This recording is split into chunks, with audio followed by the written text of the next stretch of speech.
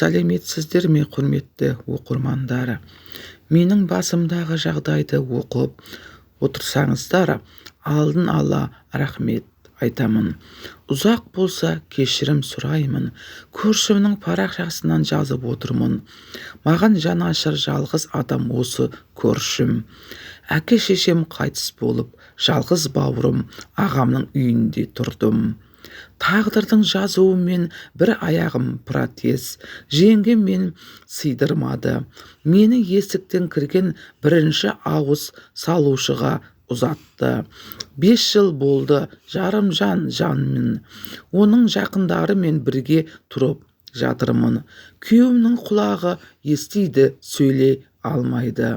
Неврологиялық ауру екен. Мен оның 3-ші әйелі екенмін. Бірінші әйелінен бір қыз, екінші әйелінен бір ұл қалған. Мұны мен жақында білдім. 2 балапанда мүгедек, біреуі сал, екінші мәңгүрт, аяқ қолда істемейді. 2 қабат кезінде аналарын өлгенше сабаған екен.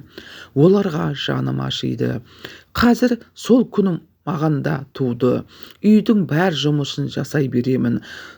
Нан жауамын, сиыр сауамын, көбіп пістіремін, бәрін істеймін. Түнде протезімді шешуге де шамам келмей құлаймын. Бәрі жабылып ұрады. Атам, енем, байым, күнәм, мен бала көтере алмайды екенмін. Шаршадым. Міне бүгін протез киген аяғымды кір жаятын сумен ұрып, енді кие алмай отырмын. Кетейін десем қайда барам? 2 күн бұрын атам моншаның есігін бұзып кіріп зорламақшы болды.